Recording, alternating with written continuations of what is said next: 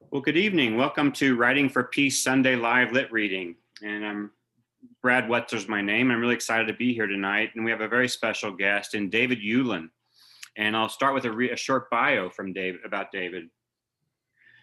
David L. Ulin is the author or editor of many books, including Sidewalking, Coming to Terms with Los Angeles, shortlisted for the Penn Diamonstein Spielvogel Award for the Art of the Essay, The Lost Art of Reading, Books and Resistance in a Troubled Time, and Writing Los Angeles, a literary anthology, which won a California Book Award. He is recipient of a Guggenheim Foundation Fellowship, a Tom and Mary Gallagher Fellowship from Black Mountain Institute at the University of Nevada, Las Vegas, and a Lennon Foundation Residency Fellowship. The former book editor and book critic of the Los Angeles Times, he has written for Agni, the Atlantic Monthly, the New York Times, the Paris Review, Virginia Quarterly Review, and National Public Radio's All Things Considered.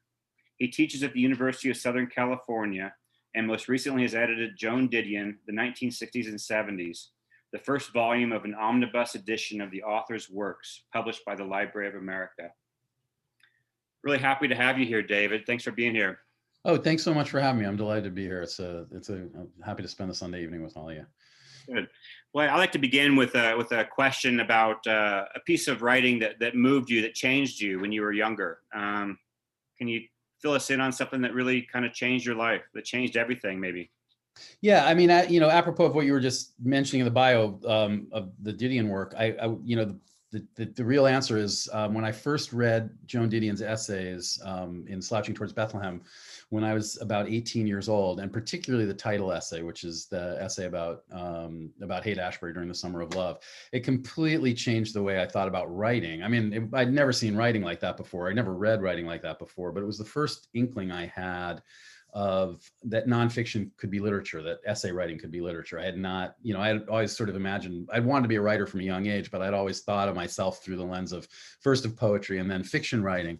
And I'd thought about nonfiction more in terms of like school papers or journalism or things like that. But reading Didion and reading kind of the way that she used language and used fiction writers' techniques in terms of characterization and scene work, and also the way that she was able to weave in her own kind of contemporary experience that make the work could be immediate. It could be art, but it could be responsive to the world that the writer was moving through. That was a kind of game-changing realization for me, and it absolutely changed the way I thought about being a writer, what the position of a writer was, the kind of political or social significance of writing, and all of it. And so I think that essay in particular, but that whole collection in general. What about that essay Thematically struck you? I mean, at that time, you were 18 years old.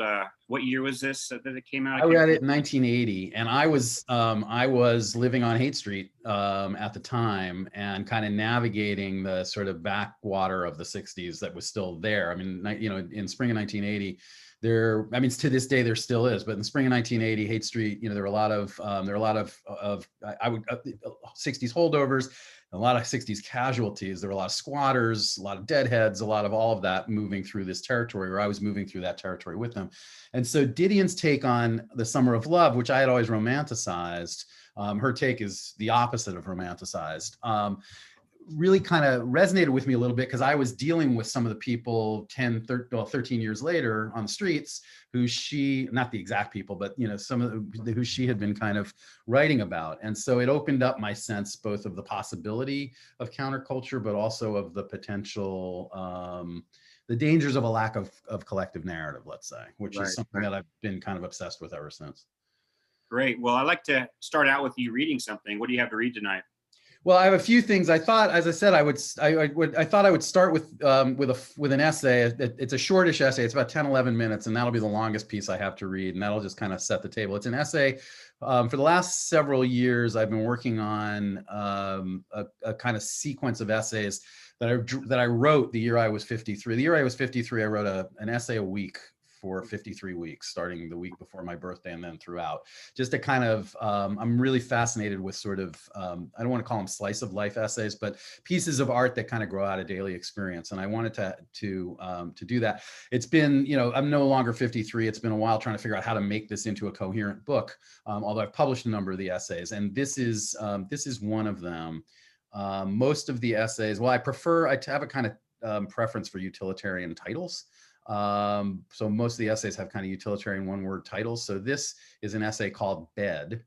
And all the essays are dated for the week that they took place or were written. So the date on this is December 4th, 2014. The night before I go to the desert, I sleep in our old bed for the last time. Ray is here beside me, although as usual, or often she is turned head to foot. Molly Bloom, yes, I said, yes, I will, yes. This is a strategy she developed years ago, reaction to my snoring, when she doesn't abandon the bed altogether, sleeping on a mattress in Noah's room to evade the noise. That is where this bed will go.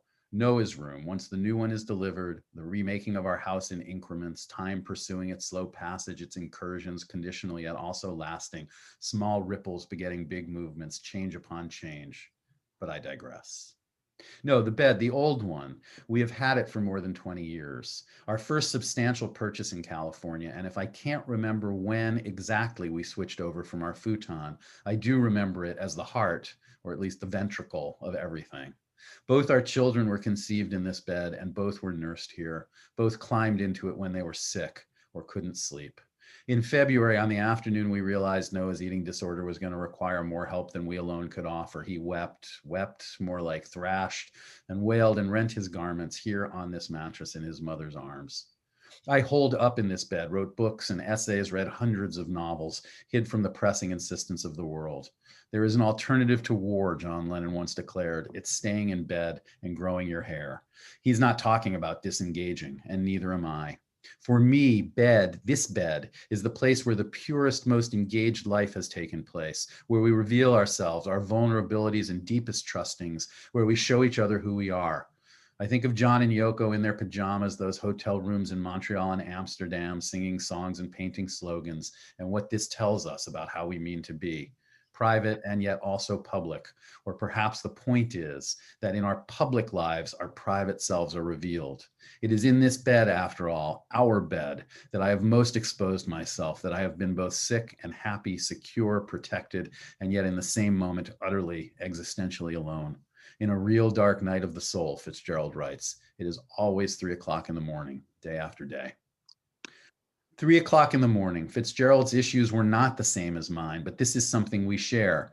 I am often awake at this hour, rested from sleep by my bladder or my conscience, insistence of an anxiety so deep and pervasive it never quiets even in my dreams. I have trouble falling asleep, have for as long as I can remember, find it not only difficult but also treacherous to navigate that boundary between waking and not waking, between being here and not. Sleep is like a shore, or no, not a shore, more like the water that laps upon the shore, an ocean in which I must submerge. At times it feels like drowning, a backwards tumbling, my head, my face going under, unable to breathe. We've all known this, the startle awake, the sensation of having caught yourself in the midst of falling, disquieting certainty that there is no air in your lungs. I gasp, I swallow, I twist and flail, uncertain for the moment whether I am coming back or falling, now and forever, into something deeper, the slipstream that will carry me to the farther shore. This is a cliche, I know it, framing sleep in terms of death, le petit mort, which is, of course, a different sort of trope. And yet there is something, I think, a sense of surrender or loosening that terrifies me about both. Terrifies? It's a strong word to describe my relationship with sleeping. Not entirely accurate, but more so perhaps than I might want to let on. Some nights it captures precisely the way sleeplessness metastasizes, as a rising pressure heightened by the ticking of the clock. My insomnia, if we can call it that, I always get to sleep eventually, always feel the water fold over me like a pair of hands, is at its worst when I have a commitment the next morning, some reason I have to be up and out of the house. It's not as if I sleep in most other days. Usually I'm awake by 6:30 and writing, trying to take advantage of the quiet hours. But the knowledge that I could, were I to need to do so, is like a get out of jail free card. Those other nights, I go through a series of rites and rituals to allay my anxieties. I avoid caffeine, make sure to have a drink, sometimes smoke a little weed. I try to avoid screens, the stimulation of their light, their electricity, their promise that there is something out there that requires my attention, some connection that I need to make. Sleep is about severing connection from yourself, from the world. Once, a decade and a half ago, I wrote a long piece about dream research, tracing the dynamics of the mind at rest.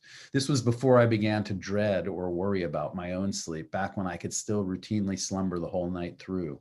This was, in other words, before I created or exacerbated the problem by naming it, by giving it a shape and presence in my psyche. Dreams are either meaningless or they aren't, random expressions of neurons firing or the manifestations of a deeper set of longings and desire. The same might be said about the waking world. I suppose this could be reassuring, the notion that the line between waking and sleeping is indistinct, blurry, but for me, it only makes the apprehension worse. At times, I can hardly tell the difference, slipping into sleep so shallow, I never quite lose sight of myself as a body tossing in a bed. It's worse, of course, when I am not in my own bed, when I'm in a hotel, excuse me, or a guest room where I can't allow myself the consolations of what let's frame as safety, or at least the comfort of familiar space. I never sleep well the first or last night in a new location, the one a matter of acclimatization, the other of its inverse. I turn off the lights, arrange the pillows, one between my knees, one in my arms, one underneath my head, kick out the covers so they are not tucked in. I push my feet through, leave them uncovered, an emblem of freedom or escape. I am in bed right now, feet crossed in the open air, blanket clustered around my waist. I am tired, but it doesn't matter. Were I to roll over, get comfortable, shut my eyes, and wait for drift, I would be wide awake in a moment's time. Awake as in alert, mind moving, tracing, scanning, seeking an idea on which to settle, a worry to work over like the rough edge of a stone. Awake as in aware of the minutes as they pass, slow collapse of distance until morning, the darkness of the night looming like a blank space, an expanse I cannot get across. Partly, I suppose this has to do with getting older. We sleep less as we age. Still, it is not sleep that concerns me, so much as the moment consciousness lets go. Let's go? No, not this either. For sleeping, dreaming is a form of consciousness. In that sense, it is utterly unlike death, which I cannot imagine because there is nothing there, I think, fear to imagine, not a space to traverse, but rather an endless emptiness. On the one hand, it is about control, this back and forth of sleeping, not unlike my unwillingness to be put under by anesthesia. Control, control, control. This is the great deception. And how to give it up? How do we fall asleep? What is the mechanism? I lay in bed and wonder, even as I know that this will keep me from my rest. The paradox, the more I worry about sleeping, the more it eludes me, the more I toss and turn and slip into anxiety as midnight yields to 1 a.m. I remember my father when I was a teenager and would come home late or wander into the kitchen at 3 or 4 in the morning, sitting in a wing chair by the window in the study, reading by a kind of hooded half-light, wide awake in his underwear. Sometimes you just have to give in, he told me one night when I asked what he was doing out of bed. He was right, of course, although this giving in, it cuts both ways. Sometimes you have to give in to not sleeping, sometimes to allowing sleep to come. I want to say that it's a matter of comfort, shelter, and it is true that I almost always sleep better at home. In bed with Ray, even head to toe, steady whisper of her respiration, warmth of her back, her breath, yeasty smell of her at rest. I feel protected even from my dreaming. No, she will save me for the moment anyway from myself. In a hotel or someone else's house, I am alone. But even more than that, I am unguarded, left to reveal myself in ways I don't intend. Sleep is among the most intimate of gestures. It is where we let down our guard. No wonder then that I feel most secure in my own bed, girded by the solace of familiars, on the mattress where in all the ways that matter most, the essence of my adult life has been imagined into being. And yet that bed is gone now, moved into Noah's room. He has moved into his own apartment while I've been away.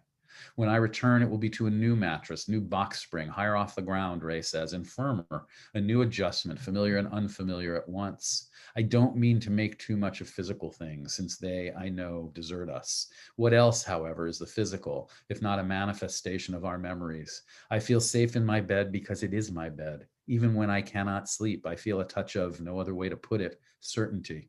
That this is an illusion goes without saying, but then so is everything. It is why I have such trouble letting go. Thanks.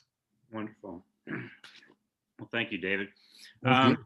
Yeah, let's dive into some conversation here.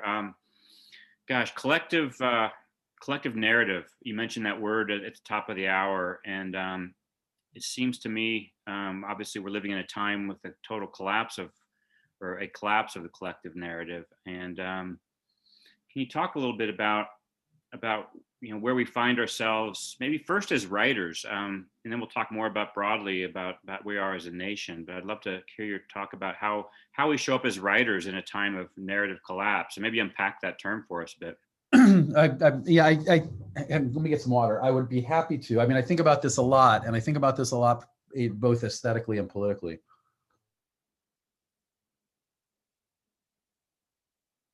Fiction writer, as an essayist, well, I shouldn't, let me just start. Constitutionally, I'm a relativist. So I believe that, I believe in truth, whatever that is, but I just don't believe that my mind or anyone else's mind is capacious enough to be able to perceive it.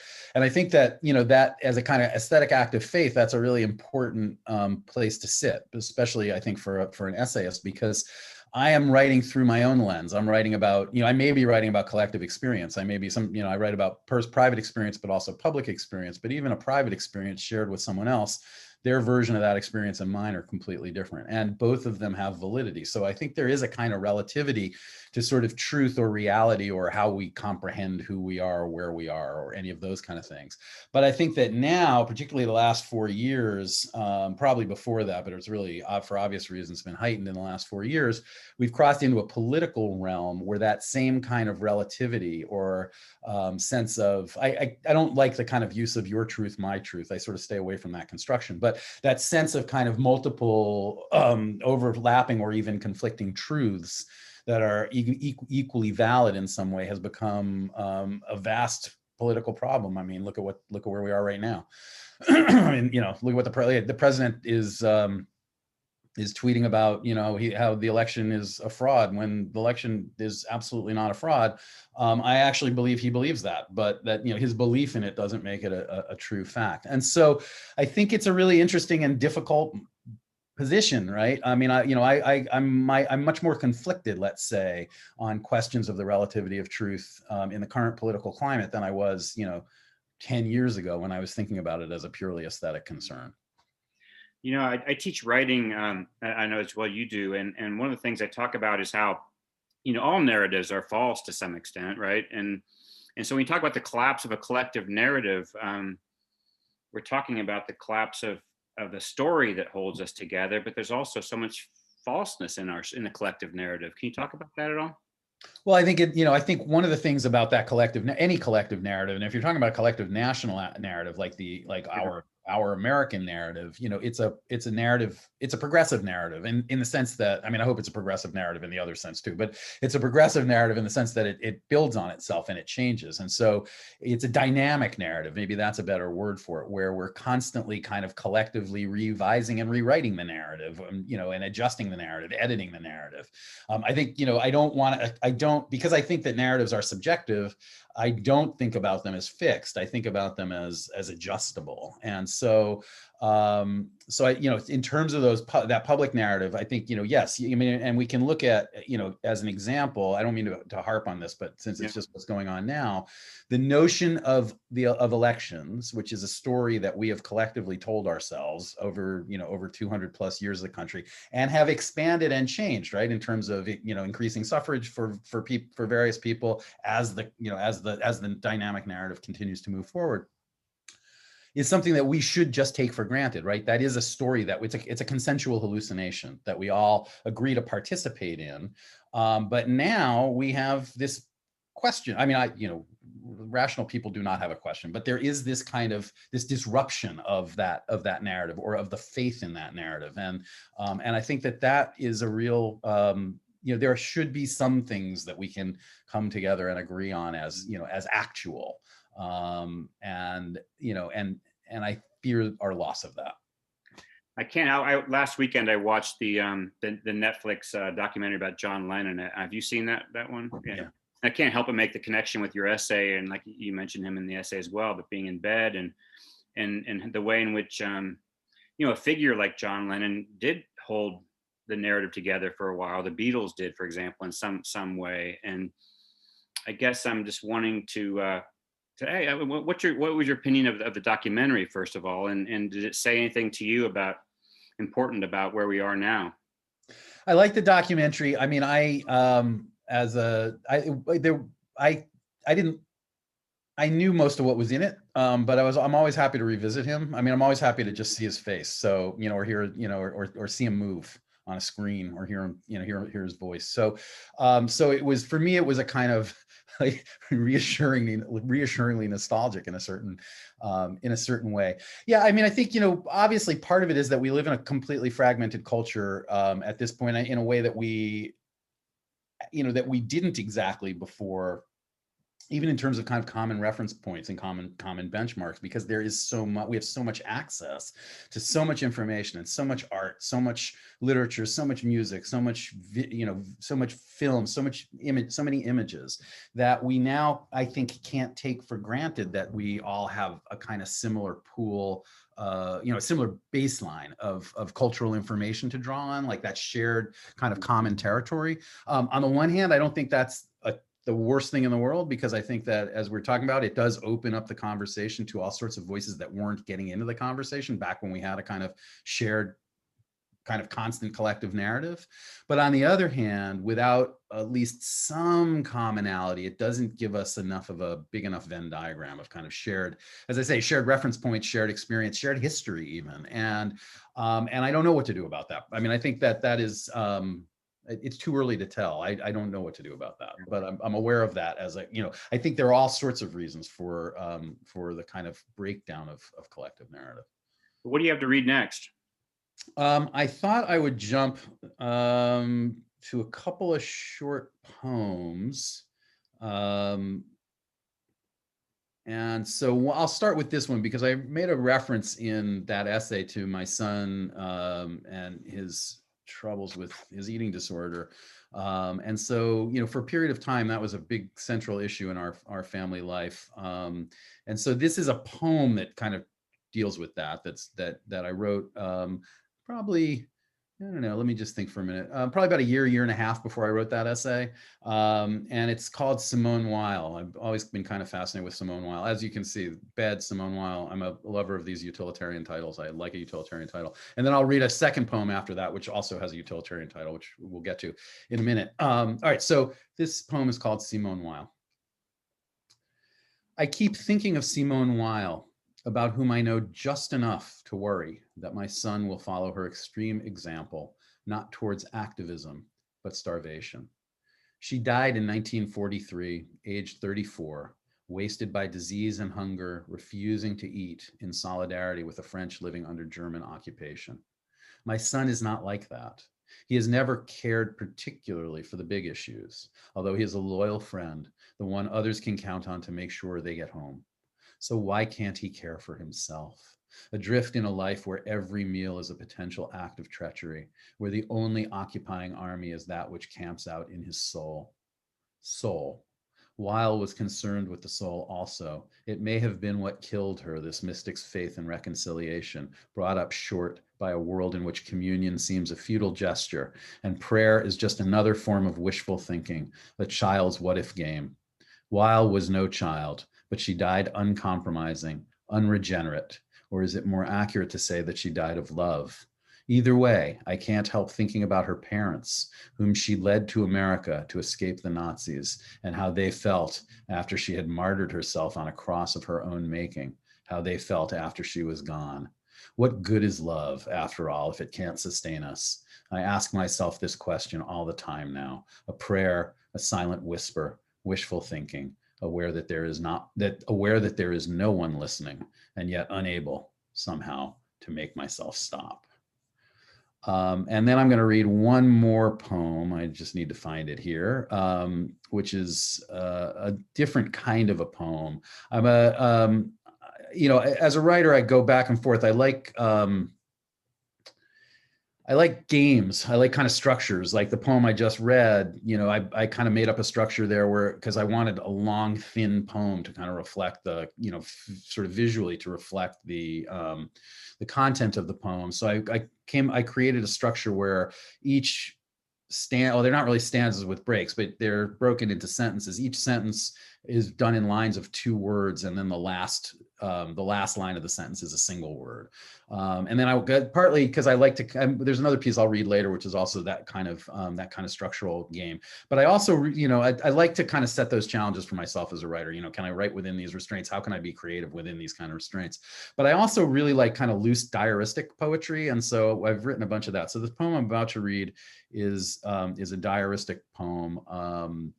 Also domestic, you can tell, I read a lot about family and home life. This one, similarly utilitarian in title, is called Porch. Early mid-July, late on a Sunday, avenue so empty, I can imagine almost I am somewhere else. Then a burst of fireworks and a jet descending into LAX. I am on the porch riding out this heat wave, not waiting for my daughter, although I know that's what she's thinking when she returns home early from dinner with friends. It is the last summer before she goes to college, and since graduation, I have watched as she has molted, shedding us as if we were old skin. These milestones, they mark us just as the years do. They are what render us distinct. This summer, I will pay attention, not allow these moments to slip away from me, refuse to let them slide. And yet, who knows really what will happen? Here I am, perhaps a beer or 2 beyond my limit, sitting in the quiet, porch lit low. My son, he installed these lights, not last year, but the one before that, after he moved back in the first time. Now he is living here again for summer only, or at least that's what we've agreed. He is at work now, will be home by 2 or 3, or whenever the club closes. Although the last few nights I haven't heard him, which makes me wonder what attention means. Is it vigilance or relaxation? Is it a holding on or a letting go? Instead of deciding, I remain outside, feet propped on the wrought iron of the garden rail, while in the distance the city emits its low and ambient buzzing like a rumble in the chest of the earth. To the south, another run of fireworks, although the holiday has passed us. A car creeps up the avenue, but no one can see me. A siren echoes in some other corner of the night. But after, silence. Stillness. Although the city, it is not quite sleeping. It is inhaling, catching its breath as a breeze stirs, first one in days, through all this searing swelter. And above my head, the leaves of sycamore rustle, reminder that in the morning, or even now, the world will wake, will start to move again. Thanks. Thank you. Let's talk about books and publishing. This past week, I read your book, The Lost Art of Reading, and as you described the Great Gatsby in your own recollection of the cover of that book, and I had the same recollection of that cheap paperback cover that we got in college back in our time, and just the way that held some things together in a way, I guess. And can you talk about books and publishing, since you were the book critic and the editor of the LA Times Book Review? Where are we now in the evolution of the book? I think we're where we always were, which is that, the book is the physical book, the print book, let's say, is a pretty perfect it's pretty perfect technology. And so I think that, for me, one of the great things about the last, let's say, 10, 12 years, well, there's a number of things that I think are really interesting, great. I think we're in really good shape in terms of the writing community, in terms of what kind of writing is out there, in terms of books. I mean, there's definitely sort of big issues in terms of conglomeration of big time corporate publishing. I mean, that the sort of the Random House Simon and Schuster merger and all of that. But just at the level of kind of the work that's coming out, I think we're in a real golden age of American literature and probably global literature at this point. I think I'm as excited as a reader now, as maybe more excited to be reading now than I ever have been in my life, because I'm just discovering so many interesting voices, so many new kinds of storytelling, so much sort of innovation and experimentation, and also, a lot of blurring of genres, a lot of writers kind of creating their own territory. That's something that I feel quite sympathetic to, both as a reader and, as an editor, a teacher, but also as a writer.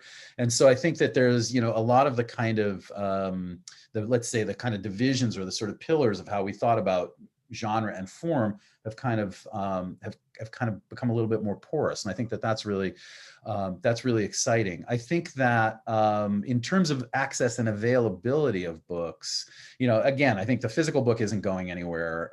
We've seen that over the last 10 years, just in terms of numbers. But I also think that the availability of books in a variety of forms, digital forms, I'm old, so I still tend to read, I like to read paper. I like to read ink on paper, but I have, hundreds of books on my phone. And, like the idea that I can be, back in the before time and hopefully in the after time, out in the world and be like, waiting for something and bored and have, be able to pull out, an actual library on my phone and pick something to read is really, really exciting. And also when I was at the LA Times, a colleague of mine, Hector Tobar, who's also is a phenomenal novelist and journalist, but he reported a piece on what cell phones were doing in underdeveloped countries where there weren't libraries and bookstores, in terms of making literature accessible and available to a wider swath of the population. If your town didn't have a library or bookstore and the nearest library or bookstore was 100 miles away, you weren't getting books. But the ability to download books or read books on the internet really opened up that territory. And so I think just in terms of access and immediacy, also the fact that I still do a fair amount of criticism, and as a writer in that territory, that I can basically find lots of texts online, if I'm looking for a quote, right, or if I'm looking to reread an essay or something, it's the instant access of it. I think for a kind of committed and engaged reader, it's sort of a dream time in some way. Are you doing anything to preserve your attention span in this age of devices? I think when I wrote Lost Art of Reading originally, because I wrote that book in 2010 and then I updated it in 18 for the second edition. But when I wrote that book originally, I was having a lot of trouble. That was one of the impetuses. I don't want to say it was the impetus to write the book, but it was one of the impetuses to explore that question, was that I was finding myself beset by distraction, right? It was impossible for me to, I couldn't sit down and read. I couldn't sit down and read 20 pages. Now, partly that was because at the time I was editing the book section at the LA Times. So my inbox was just a constant thing. Like I was on email all day, all the time. That abated when I stopped doing that job and became book critic, and then I was just kind of focusing on my own stuff. But there was also a kind of conscious gesture, which was to sort of, walk away from the phone, put the phone in a different room. I found myself, particularly during quarantine, adhering to a lot of those rules, in the sense that I shut down, because I always worked a lot at home as a writer. But now that I'm working entirely at home, I find it really important to have at least a temporal demarcation of when the workday ends. So for the last several months, I've been basically closing the computer at like 5:30, 6 o'clock, 6:30, whenever I finish, and then not going back on. Or maybe if I'll go and listen to some music or something, but really like assiduously avoiding even looking to see what's on email or social media, because I don't want to get drawn into it. And that has been really effective for me in terms of creating, carving out, let's say, a workspace and a reading space, a workspace and a reading space. I read at night. I'm not on the computer in a way that feels really productive. One more question about publishing. What are your thoughts on self-publishing? Obviously, there's a lot of, people doing that, but is anything coming out of that of importance? And is there, anything that you pay attention to from the self-publishing world?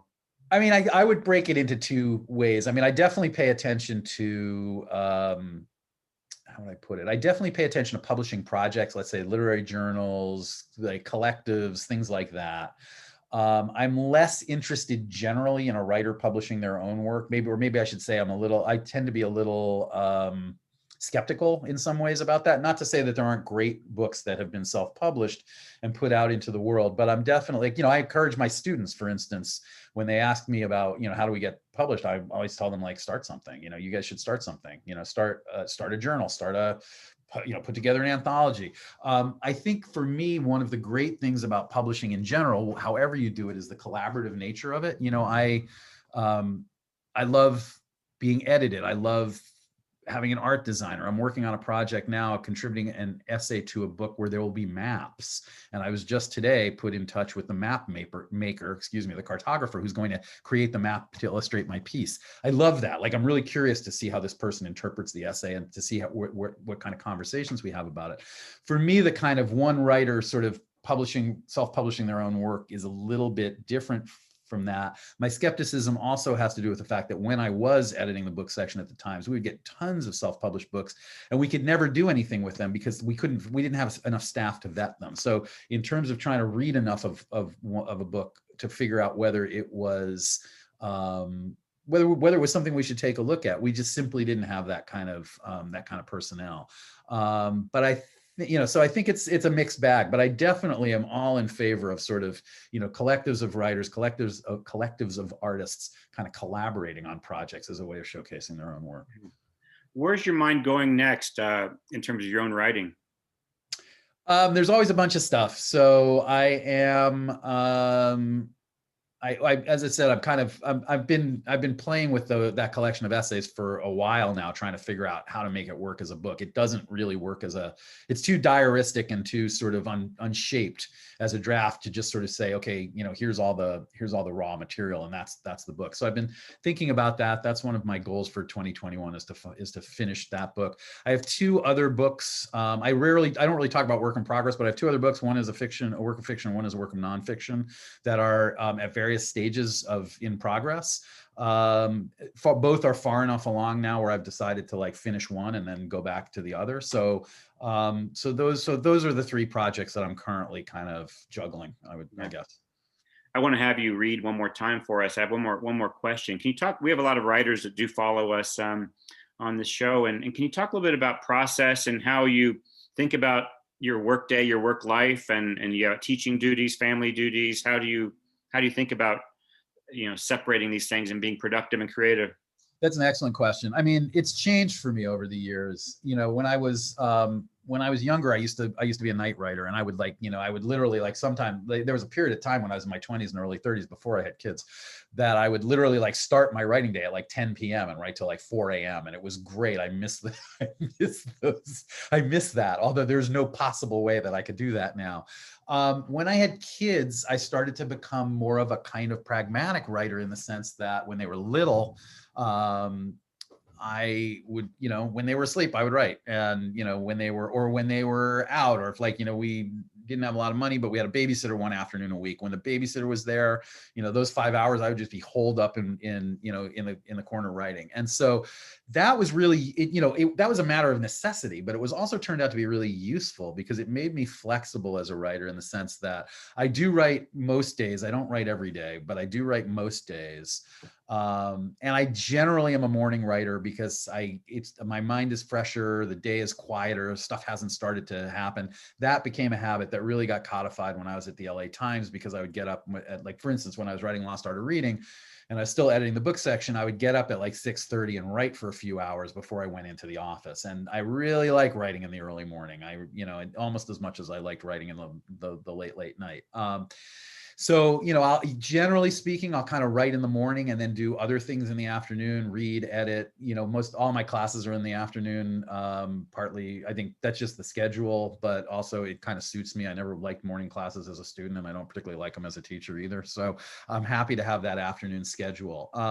But it varies. And certainly before lockdown, there were days where I was at home working, and then my teaching days, I would go to campus and be there. I have an office there, and so I would be there. And there was something also really useful for me about the kind of physical movement of those places. That's something that I didn't realize I missed, or I didn't realize how kind of emotionally sustaining it was for me until I've been operating from. Basically, I sit at this desk where I'm sitting now for 10 hours a day, 7 days a week, staring into this computer for the last 9 months. So I miss the campus part of it. But I think for me, it's really good to have variety, both because I get bored easily And also because I like all of these, like as I said, I like editing. I love editing. I wasn't expecting to love editing when I kind of fell into editing, but I love it. I mean, writing, it's too complicated to call that relationship love.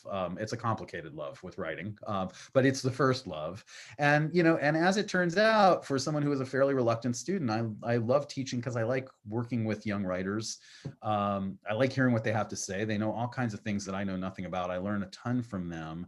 And I like being in a room where we can talk about art unironically, right? Where we can actually talk about what's on the table, what we're reading and what we're creating as art. And that's the aspiration. We don't have to put air quotes around it. We don't have to like pretend that we're too cool for art or any of that kind of stuff. I love being in a room where we can talk seriously about art, I have to ask one more question. What are young writers? A lot of us are over 50 here, probably. What are young writers thinking about that we all need to know, that you might be in touch with? The young writers I'm dealing with are thinking, they're thinking about the same kinds of things that we are in some way or were at their age. They're thinking about like what's their place in the world. They're thinking about like what's going to be left for them. I mean, they're in a, it's a more toxic world, obviously, than it was when I was, when I was their age. I mean, when I was their age, Reagan was president, so it wasn't like it was a utopia. Although compared to where we are now, it actually doesn't seem as bad as it was when we were living through it. So, there's something really interesting about that sliding scale, but they're worried about that stuff. As writers, aesthetically, they're really, at least my students are, and this may be just a kind of, a kind of limited sample because they're coming to work with me and I'm interested in this, but they're really interested in like in kind of fragmentation, strategies of fragmentation, building narratives out of pieces rather than necessarily, I mean, they also will write a straight through coherent narrative, but they're really interested in kind of fragmentation as an approach.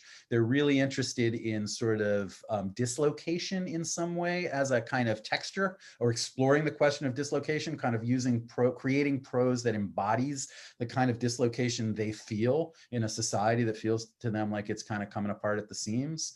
They're not particularly interested in or at least in the ones that I learned, they're not particularly interested in our hierarchies of let's call it of like high culture and mass culture. They don't care about that at all, which I think is all to the good. And they don't suffer fools. I had one student, I can't remember, it's like about a year ago, who at the end, in the last class, we were talking and I said something about, well, what else, what other observations? And this student said to me, you know what I've learned? And I said, what? And she said that wisdom doesn't necessarily come with age. And I was like, I don't know if you're saying that about me or not, but you're absolutely correct. Wisdom does not necessarily come with age. So they're smart, they're cynical, they're edgy. I think they're great. Cool. Well, what do you have left for us to read tonight? I'm going to read a really short essay that also kind of comes out of the game territory, or is a kind of gamey sort of thing. It's called Three Angels. It was published about 1.5 years ago in Brevity. And so just a couple things with this. Brevity, for those of you who don't know Brevity, it's a kind of flash nonfiction digital literary journal. It's been around for a long time. In fact, they're a collection of sort of best essays from the site, was just reviewed in this morning's New York Times book review. And it's edited by Dinty Moore. Their criteria, how they define flash nonfiction, is 750 words or less. And so I decided that again, this is an essay in 3 parts. There are 3 numbered parts. They're structured the same. So there are 3 longish paragraphs per part and 1 single line paragraph per part.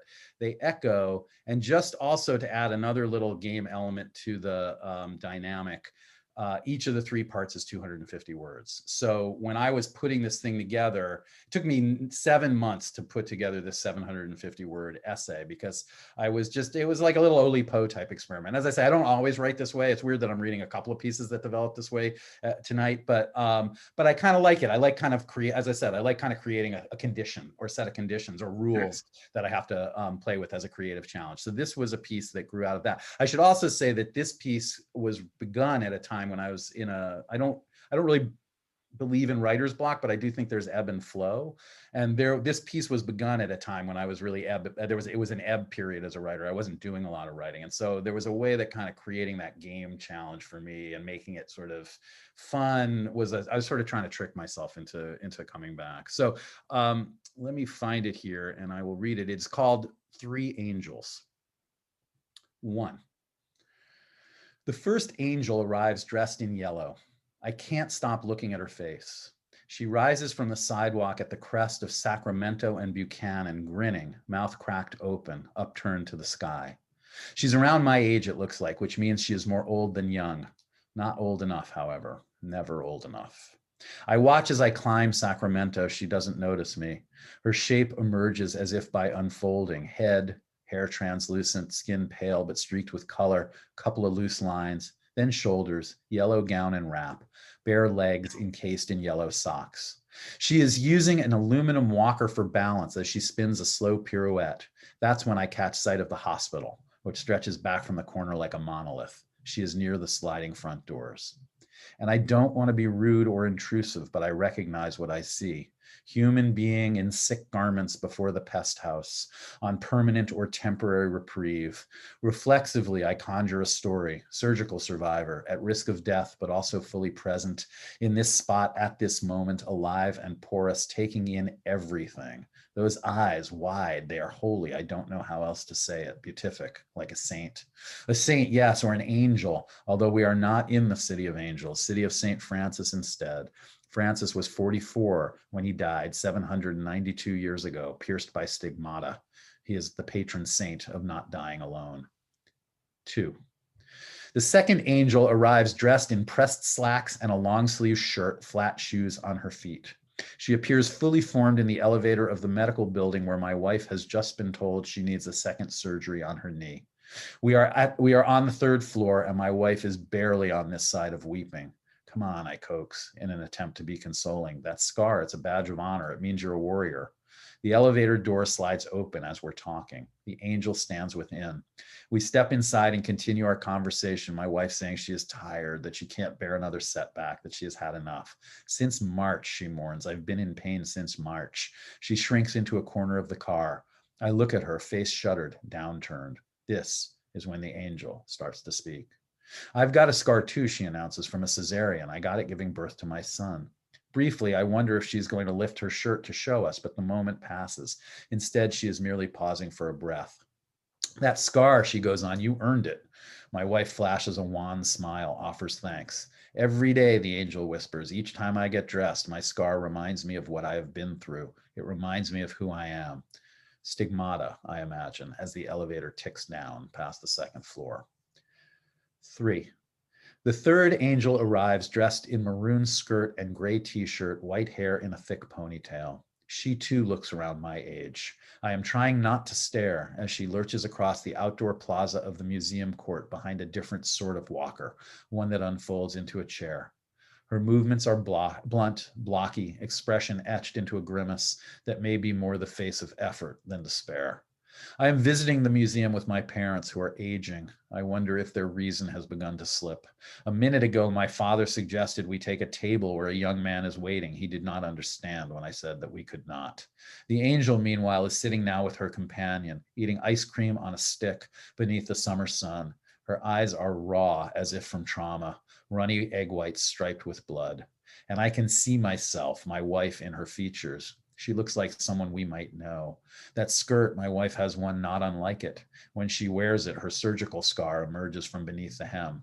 Again, I tell myself a story about what's happened, although this time the subject is less redemption than its antonym, surgery, side effects, the deterioration we all pretend will not belong to us. Suddenly, the woman leans forward, gaze electric. When she stands, her skirt is streaked, urine, stigmata, angel in her temporary body. She is the patron saint of everyone. Thank you. Thank you.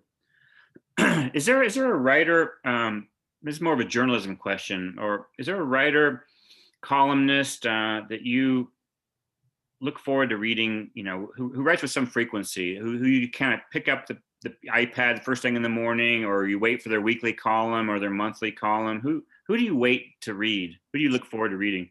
It depends. There are a bunch. I think one who I just read an essay in the current issue of Harper's by is Hari Kunzru, who is mostly a novelist, but I think is also a really brilliant kind of essayist and critic and political thinker, political writer. His essay in Harper's has to do, he sort of uses the QAnon phenomenon to jump off into an essay about complexity and simplicity and conspiracy theory and things like that, all of which are subjects that interest me. And I'm really curious about the play of his mind. Another one, just as a critic, is Joan Acocella in the New Yorker, who also I just had a piece in their most recent issue where she,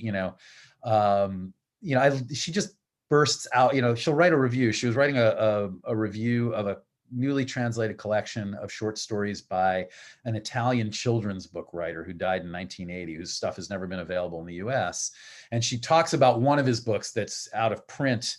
And she mentions, I just went on Amazon looking for it, and it's like $795 to get a copy of this. And then she writes, "This is a crime against art." And then she continues into the essay. So there's this way that at least I am so aware of her presence in those essays and in that criticism, and so aware of the kind of the writer behind the words. And then she'll kind of pop out periodically, at the end of that review, for instance, when she's talking about how good the book is, she then jumps out and directly addresses us as readers again and says, "Go buy it right now." And I love that kind of direct engagement. So those are two that are just in my head, because literally last night I read essays by each of them, and I was delighted to see them. Those are writers I'll read, even if they're writing about things that I know nothing about or have absolutely or would say I had no interest in. Right. Well, thank you so much for being here. It's really been a joy, and man, it's fun to try to keep up with you. It's futile, but it's a joy. So thank you so much. And would you happen to be around for a few more minutes to open? Absolutely, yeah. Thanks for inviting me. Thanks for having me. This was really, this is great. I love having the opportunity to read some work, but also talk about it. It's a great format, and I really appreciate the invitation. So thanks for having me, and thank you all for coming. Well, go ahead and open the room up, Juniper. Yes, everybody has the ability to unmute themselves now and ask questions or say hello. Hello, Juniper. Hello, you still here, Stan? Oh yeah. Hey. I just have my little piece of tape that I draw an eyeball on.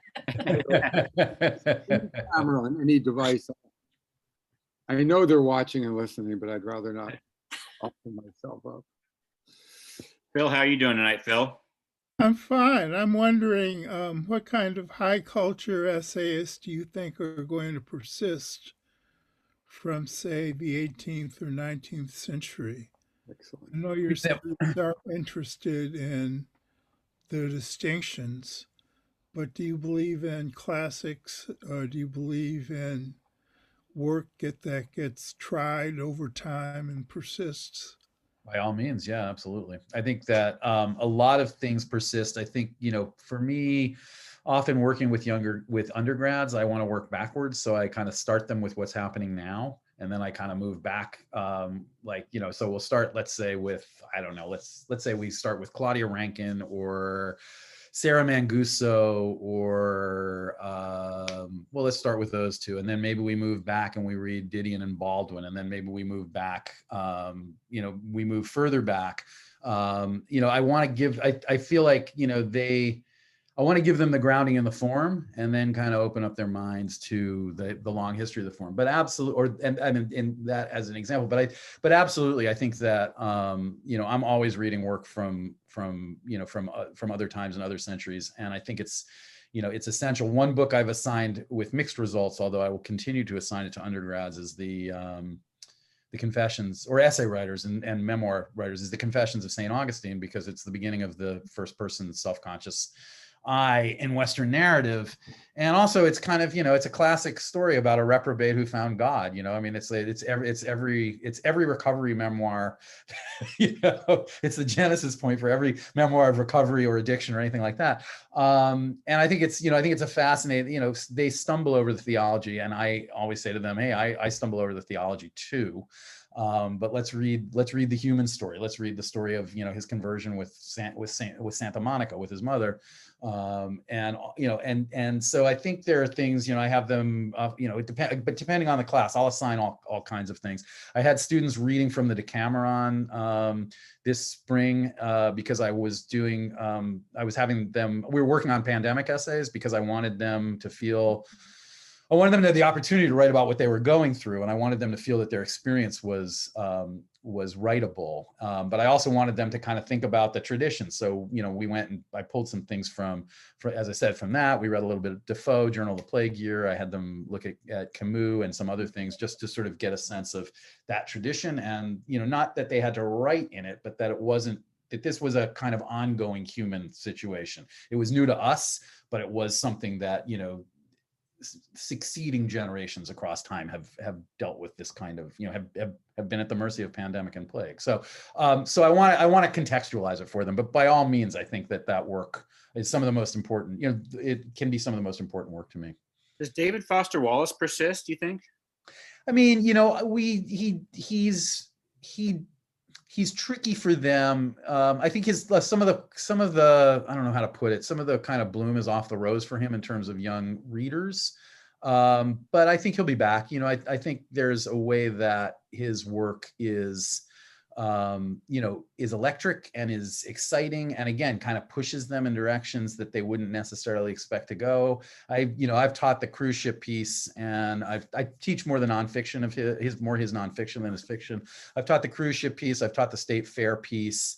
I've taught a few other things, but really, for me, it's like, yeah, you can write an amazing sort of piece of nonfiction narrative about the most cliched experience, right? You go on a cruise ship for a week, where's the interest in that? Well, he found it. I also want to kind of, as a teaching tool, I want to expose students to things that they would have a preconception would be uninteresting, and then have them be turned around because the key in nonfiction, or at least for me as an essayist, is it's always the point of view, it's the voice, it's the teller more than what's being told, right? And Wallace is such a dynamic teller. I sometimes wonder if he'll come back as nostalgia, and how horrified he'd be as that, as a relic of the 90s. Or yeah, he's too good for that, I think. But. Yeah. Can I ask a question, please? Yeah, please? Yes. I just have, I was thinking of this. I was an elementary school teacher. And I just wanted to know if your students prefer to write on the paper or to compose on the computer, or they just make that personal choice. I think some of them are making that some of them, they're mostly working on computer, or a lot of them are using their phones the way that I and, writers of my generation use notebooks. Like I still have, I always have this little pocket notebook, fits in the back pocket of my pants. And I'm always taking notes I've, have hundreds of them going back years. But what I've found from, talking to some of my undergrads is they're using the notes function on their phone in a similar kind of way that I use the notebook. And then they're mostly composing on a computer because that's the medium they're mostly, especially now with distance learning and all that the computer is the medium through which they're generally interacting anyway. But I'm really interested in that kind of use of the notes function on the phone. In fact, there was a writer earlier this year, a writer in New York, a guy named Kevin Wynn, who published his first novel in March, had written a large part of that novel on the notes function on the phone. He had a day job and he lived in the city, take the subway, to work, and he'd sit on the subway and work on the novel on the notes function on his phone on his way to work and on his way back. And that was how the first raw draft of that novel got composed. So again, as I was saying with sort of, electronic reading, any way that these devices allow us to be more creatively flexible and fluid, I'm fascinated by that, totally interested in it, and all in favor of it. Thank you. Anybody else? Thank you, David. Really appreciate your time, and it's been a pleasure. So thank you, everybody, for coming here, and we'll be back next week with Writing for Peace Sunday Live lit reading, and I look forward to seeing you again. Thank you all for coming. Thank you. Thank you very much. I'm glad you made it, Stan. Peace. Yes. See you someday on the other side. Yes. Yep. I'll come up and see you before it's over. Yes. Thank you all. David, you're a wonderful writer. Always great. known that. Okay. Great to see you. Same Take here. good care, everybody. Bye.